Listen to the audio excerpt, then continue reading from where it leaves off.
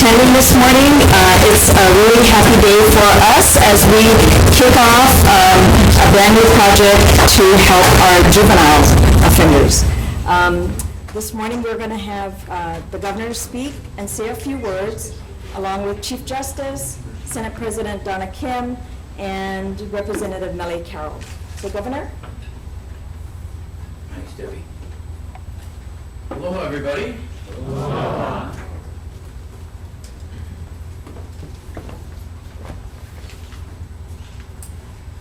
This conference is to announce, the press conference is to announce the launch of the Hawaii Juvenile Justice Project. Some people would call it a reform project as such. I'm always very wary of that particular word, but always very wary of the whole idea about reform, as if there's some a formula, some path, something that is going to be corrected, then everything will be all right. And just saying it by itself, I think in some instances causes people to not necessarily reject it or neglect it, but to think, oh, another one of those. It's another working group coming together to veer off in another direction, and no doubt will disappear out of view, or will be dispersed or deflected in some manner that we won't hear of it again, or that if someone at some point in the future can say, well, what happened to that reform idea, if they're able to find some particular instance that they can measure it against to its detriment. And so I'm rather concentrating on what we were doing, which was what this is an extension of, which is the Justice Reinvestment Initiative. That's what we're taking. We're not reforming anything in that sense. On the contrary, we're taking off, we have already taken off on an initiative statewide through multiple disciplines and departments and responsibilities and jurisdictions. And we're taking the initiative. That means that we're starting with a fresh look at what we're doing and where we're going and why we're doing it and how we're going to get there. We started with the aid and assistance of our friends, many of whom are here today, from the Pew Charitable Trust Public Safety Performance Project. And as you can see, my crack staff has just handed me the list of people, but who may or may not all be here, but I wanted to have them stand in any event. This part we will be doing in the usual fashion. Can you all stand and wave and acknowledge our friends from the Pew Charitable Trust and Project, please? They're the ones who are in costume today, aside from the Chief Justice, but he's allowed, and the judge who are allowed. But you want to get to know them. These young people, and especially the Crime and Justice Institute that's a part of this, have been invaluable to us. They've been resources to us as we've launched this initiative, and I'm very pleased that they're here. Jake Horowitz, Jenna Mull, not everyone may be here, Ellen McCann, Barbara Pierce, Colby Ward, and James Carter, who carries the name of one of the world's greatest people ever, James Carter, who of course is the saxophonist. We all know that, right? It has a name to live up to. But the legislation that I'm referring to as part of our initiative was designed to lower recidivism and increase efficiency in our criminal justice system, hold offenders accountable to victims for their crimes. That's what this is very, very important. This is across the board. The particular items that's why I'm pleased that the legislature is represented here today, and Mr. Johansson and Senator Kim and Millie Carroll. This was 2515, allowing for sentencing, probation, sentencing flexibility to take place, and to implement recommendations of the Justice Reinvestment Group. So we have legislative foundation for this now. Now what's being done, and what you'll see the working group accomplishing, I think, is to say, okay, how are we going to do this now? In other words, the legislature, in its wisdom, understood that they're providing the foundation and the basis for being able to achieve this in real time and with real consequences in an actual context of the 21st century, 2013-14, as we move forward, as opposed to preempting the whole idea of what it's all about and then putting into legislation, okay, here's what's going to happen. This is enabling legislation, in other words, and it's very broad-based, and it was a direct result of the work that was done by our friends with the Pew Charitable Trust, and the cooperation and coordination across the board from the judiciary, the legislature, and the executive. I think it'll build on the Justice Reinvestment Initiative. It's going to be data-driven. With our extraordinarily able CIO, Chief Information Officer, and his staff working again with the legislature to yank Hawaii into the 21st century in terms of information technology, hardware and software, and integrating of the information that's out there in various departments and institutes, whether it's in the university, whether it's in the judiciary system. That data and that evidence-based process will help to inform us as to and instruct us as to what we might want to do in the future by way of legislation or by way of guidance to the justice system. Particularly where the juvenile justice system is concerned, as a former probation officer that actually got my start in juvenile justice and juvenile probation, where I learned how much I didn't know, which is just as valuable, believe me, in one's career, if you will, particularly in the justice field. Finding out as quickly as you can what you don't know is probably as important as anything else that you might accomplish. This has a very practical side to it too, in terms of the initiative, because of the costs. Not the spending, the costs. The costs in dollar terms and the costs in human terms. Everyone here is aware of the fact that we're going to try and not have any of those who are sentenced to be locked up, to be shut away from society for whatever length of time. We don't want them out of the state. We're working as hard as we can to create the conditions and circumstances that allow us to complete returning those who are now out of the state back to the state. And we want, in this instance then, particularly where juveniles are concerned, not to get to that stage in terms of long-term incarceration. By no means is this a substitute for confinement, if that's warranted. What we're trying to do here, and what we will do here, and what the working group, I believe, will accomplish, is set some of the parameters and the boundaries and the context for the decisions that the judges will be making. We have a significant number of youth in custody. Not all of them are I want to emphasize this because that's what's so important in the initiative. Not all of them are in a stage of criminal offense as we define criminal offenses now. Without getting too much into the esoteria and nomenclature associated with justice and juvenile justice in particular, you have what are called status offenses. I have some familiarity with that too, having been a member of the board of directors of Holly Keepa in my checkered past. And it keeps popping up. Did that too? That kind of thing. It was involved in that too. Of course, a branch of Holly Keepa is one of our neighbors in Manoa, where we live.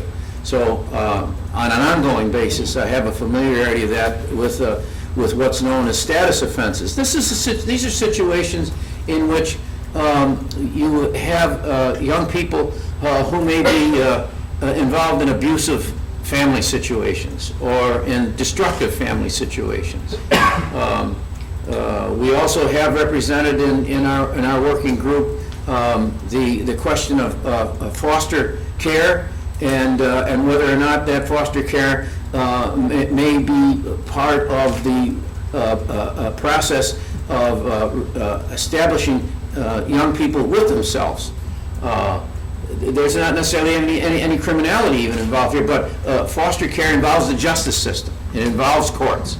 So we want to make sure we don't get into that area. We have young people now who are entering something else that I happen to be associated with in the Congress, which is associated with the National Guard and our Youth Challenge program. Many of the young people in the Youth Challenge program have come out of the juvenile justice system or are seeing this as their last chance to keep from going further or deeper into more serious side in terms of possible incarceration. So this covers a very, very broad basis and reaches deep into our society, financially, emotionally, psychologically, certainly economically, and in terms of the moral foundation of our existence in this island state based on our capacity to extend aloha to one another. It's not always easy to figure out what that's going to be and how it's going to work. We're going to reach out culturally. We're going to reach out programmatically. So I'm very, very pleased to have the opportunity to be here to give a public expression to recommitment, if you will, or a continuing commitment is probably the fairer term and the more accurate term. A continuing commitment of this administration to be working with the nonprofits and interested folks that have been involved in the initiative from the beginning, working with our friends at Pew and the Institute, certainly working with those interested in the legislature and advancing this initiative on all fronts. And I'm confident that the direct beneficiaries of the success of what the working group will be recommending to the legislature in January, or recommending to our society as a whole, I'm absolutely confident that we will see significant progress on all fronts that not only can be measured in the terms that I've just outlined, but felt all across the state in terms of our commitment to one another as brothers and sisters in aloha. Thank you very much.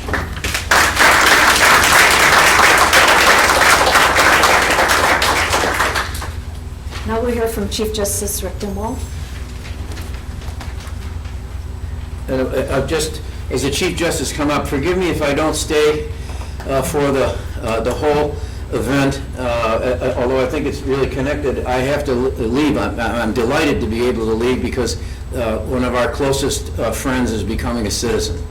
And it's a big thrill for us and for my wife and I and for our friends that the very thing that we're celebrating here are a free people trying to determine and give everybody a chance to exercise the best that they have within them in our society is going to be taken up voluntarily and eagerly today by someone who's going to become a citizen. Thank you, Joe. Good morning, aloha everyone. I'm honored to be here today to join Governor Abercrombie, Senate President Kim, Representative Carroll on behalf of Speaker Suki to create the Hawaii Juvenile Justice Working Group. I look forward to working with them and with our other partners, the prosecutors, public defenders, and other service providers in our community to ensure public safety while maximizing the return that Hawaii gets from each dollar we spend on juvenile justice. And I'd really like to express my appreciation to the Pew Charitable Trust for its support of this effort. I wanted to do that. In fact, I dressed up like I was a member of the trust today with my dark suit just to show my appreciation and solidarity with them. As the governor mentioned, this is, I think, building upon the effort of the Justice Reinvestment Initiative that took place starting 2 years ago. We had great leadership from the legislature, from President Kim, Speaker Suki, and our governor and other members of that effort as well. The prosecutors Prosecutor Kaneshiro and others participated, offered very, very positive or constructive comments about the legislation, helped it to evolve in a way that I think ultimately served the public best. So that process, I think, was a great success, and I really have to acknowledge the governor's leadership. I don't know if there are any other governors who are former probation officers. Governor. I really don't know. It's a unique, everyone brings their own background and skills. Everyone brings their own unique background and skills to the position, and Governor Abercrombie, I think, has this really unique perspective about our criminal justice system. I don't know that any other governors have it. I know that he's, I think, being recognized as a leader among our nation's governors in this area and been asked to speak on these subjects to his fellow governors, and I think that reflects his leadership, and I thank him for being supportive of this effort here. It's an effort that we in the judiciary have been looking at and working on for some time now through something we call the Juvenile Detention Alternatives Initiative, which again, it's a data-driven initiative where we work with partners in the community to try to identify ways in which to improve outcomes, in which to reduce reliance on secure detention and incarceration, but without compromising public safety. We've made great progress in that area. I'd like to acknowledge Judge Mark Browning from our family court for all his leadership in that effort, and our other family court judges across the state. Based on what we've learned from those efforts, we know that our youth are better served by alternatives to secure confinement that are located in their community. We've got to create more alternatives for our youth and their families, particularly on the neighbor islands. At the same time, we must ensure public safety. We need to talk about how best to target beds in secure facilities to juvenile offenders who do pose a significant threat to public safety, while providing a range of alternatives for nonviolent and low-risk offenders. Our young people are the future of this community. The efforts of this partnership of all those individuals who are here in this room today and the assistance of the Pew Charitable Trust will help us to invest in that future and ensure we get the best possible outcomes for our youth. So thank you all for coming today. Appreciate it.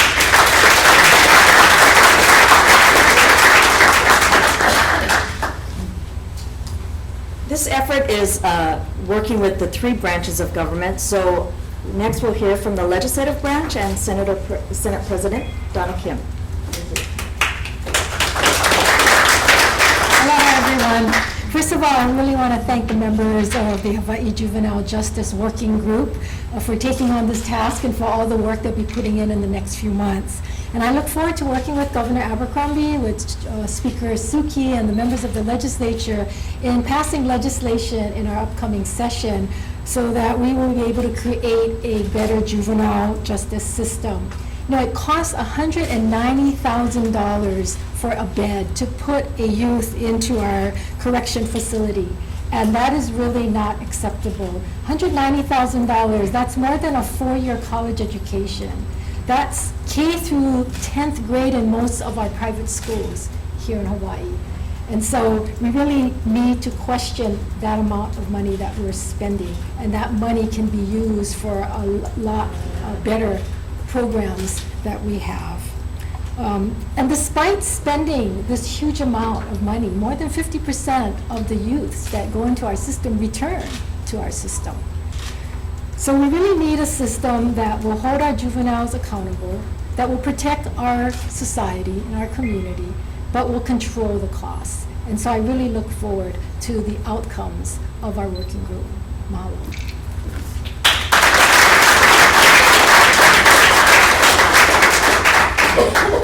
And last we'll hear from Representative Nellie Carroll.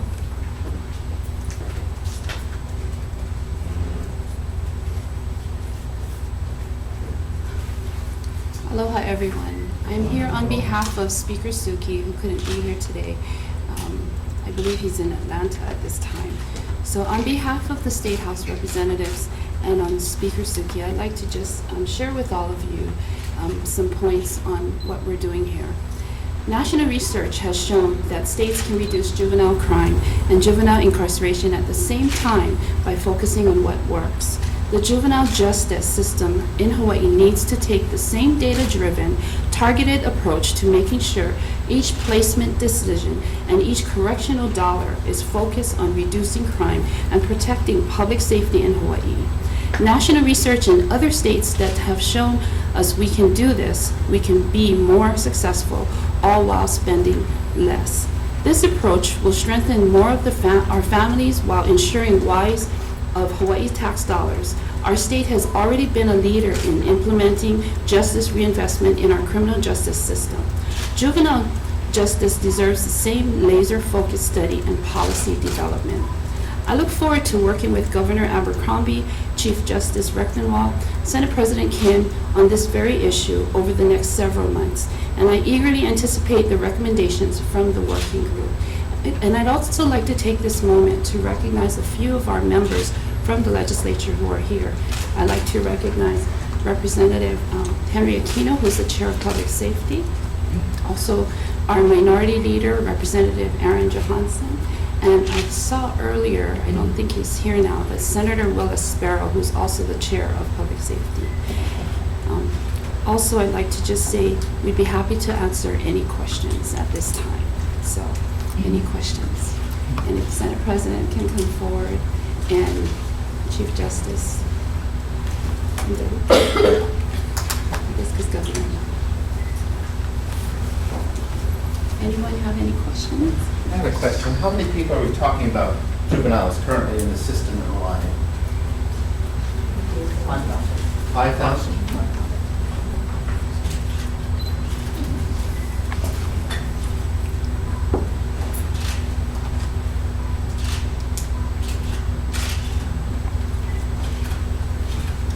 CJ, with the justice reinvestment and with this, it seems a very broad focus at the start. And I wonder if you could crystallize this. I mean, exactly what problem are you trying to solve? Well, I think the idea is, I'll give one example from the JRI initiative and then talk about some of the things we might do here. In the Justice Reinvestment Initiative, when we looked at the data from our system, we found that there were a lot of people, a lot of defendants were staying in custody awaiting determinations about bail.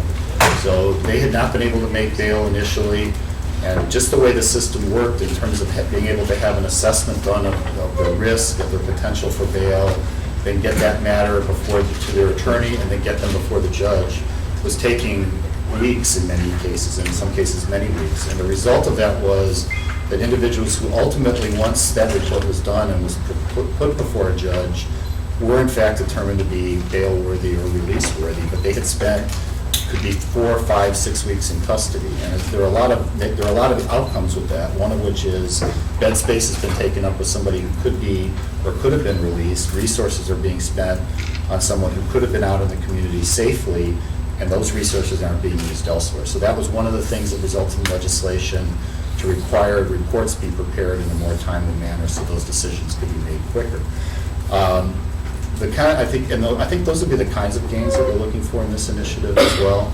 I know one challenge in particular, I spoke about alternatives. You have, it's important for our judges to have a range of alternatives of what they can do, and they have a young person who's in front of them who may not be engaging in criminality, but might have signs of some real challenges in their life, real problems perhaps with substance, with violence at home, where the judge, I think, feels like there's really something that needs to be done. There needs to be some level of supervision beyond leaving them in the community and having them come in and check with the probation officers. But if we don't have those alternatives, which could range from after-school programs to unsecure residential facilities, that there would be options to treatment programs. If you don't have a full range of options, then the judge might be faced with the alternative of leaving that young person in the community or having to send them to detention. And I think particularly on the neighbor islands, some of those options are limited. So I hope that would be an area that we'd be able to address. And that's really something that you need to bring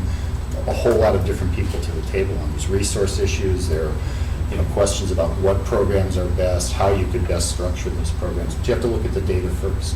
The governor mentioned that he was going to try to approach this both culturally and programmatically. Can the juvenile justice system address culture? Well, I think that it's important to have programs that I think are culturally sensitive, I think, to the particular youth that you're dealing with. I mean, I think, for example, in a variety of ways. So we have a girls' court, because that court has been found to be particularly effective in dealing with the challenges that teenage girls face when they come into the criminal justice system. They respond well to mentoring, to peers, to having strong women role models who might be part of that court, the judge or probation officers, to programs that help them develop a sense of community, and that community helps move them beyond whatever problems that brought them into the system. So I think there always are ways to look at and try to target whatever it is, whatever services you're delivering that are in a way that the bottom line is to reach the children that you're trying to help. Senator Kim, CJ mentioned facilities, and as you know, there's been resistance to avenues of treatment or quasi-judicial facilities in neighborhoods, and cost is an issue as well. Do you think there's an appetite for the legislature to pay for some of this alternative options that CJ outlined? Well, I think if this working group comes out with recommendations where we can cut our costs, then we can take some of that savings and put it into these new programs and new things. And I think that's what the legislature is looking at, that we become more efficient and that we're able to address the issues, address the problems that our youth are facing so that they don't return into the system. And if I may add to that, there are programs out there that have not been identified that are actually reaching out to our members out there. So I think that's part of the working group's responsibility in identifying those programs, and I believe we can address culture. So President, dovetailing on Derek's question, do you see a dollar-for-dollar reinvestment in these rehabilitation programs for youth, or do you see some of the savings being set aside for other initiatives that the legislature needs to fund? Well, it's hard to say dollar for dollar because the programs might cost a little more. Maybe it's less. So we have to look at all of the needs, whether it's our youth or to keep our community safe, and look at that cost and then adjust accordingly. But certainly savings at $190,000 a year is a lot of money for one youth. And you times that by, say, 5,000, we're talking about huge amounts of money, and also other kinds of issues associated with crime and the cost to our communities. In the short time that JRI has been in effect, just a year now or so, have there been any indications that recidivism rates have changed, that money is being directed back into the system, that bed space is opening, that more prisoners are coming back from Arizona, for example? Well, I know I can answer one piece of that, which is my understanding, and as I looked at the process, in fact, there were changes in terms of additional resources being given to treatment or more to preventive types of services. And my understanding was that was on the legislature's part, a recognition that there would be savings that could be reallocated to parts of the system where those benefits would be more in terms of preventing crime. In terms of whether I don't think we have hard numbers yet that we could tie to those particular initiatives, but that's certainly, I think, the ongoing purpose of the program, and to the extent I'm able to get anything that would be responsive. There will be benchmarks, and would the Pew group still be involved in coming back and saying, well, how have you done a couple years down the road? I think that's the point, is to not just have this initiative come up with legislation and then put it on the shelf and forget about it. I think the idea is to continue working. I think we have on the JRI front. Okay. And again, to the extent that there's any data that I think would be particularly responsive to this, I think it's hard to say moving this particular person to this particular place had an effect. I think, but to the extent we're able to talk about, or provide numbers, that we have to do it, Jeff. That was one of my questions with Pew, is whether or not that they're going to be returning back. And I also asked in the other states that they have these programs, if they've returned, and have what kind of results in these other states as well. And so very positive responses.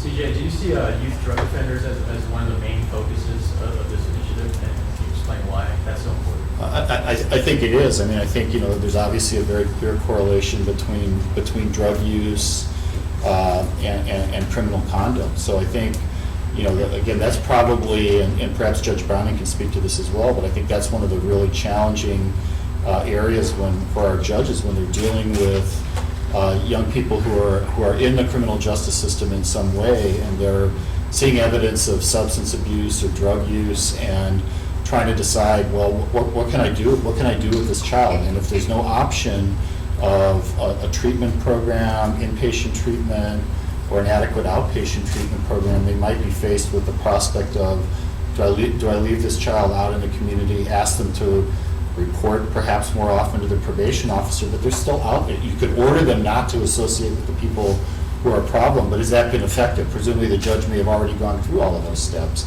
Is there anything left short of having to detain that child? And I think those are the options that we're trying to look at. But I'll ask Judge Browning to join in on that.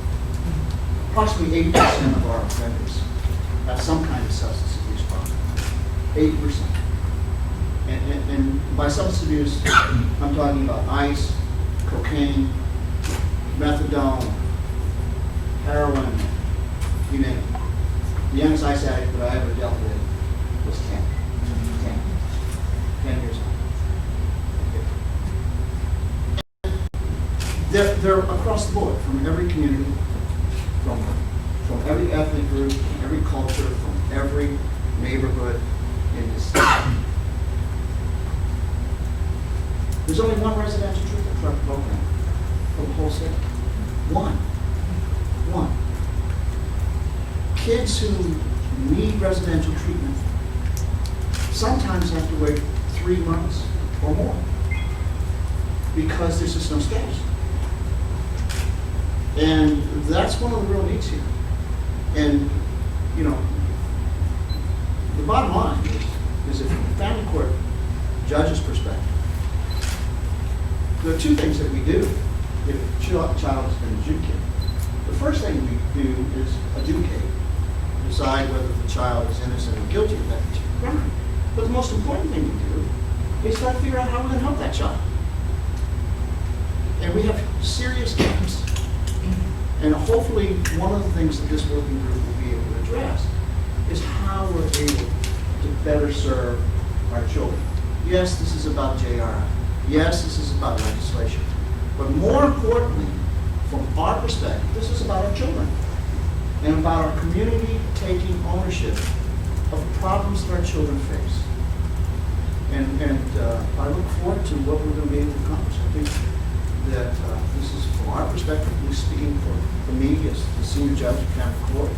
I've been a judge for 18 years. This is a dream come true because it's an opportunity to make things right. Thank you.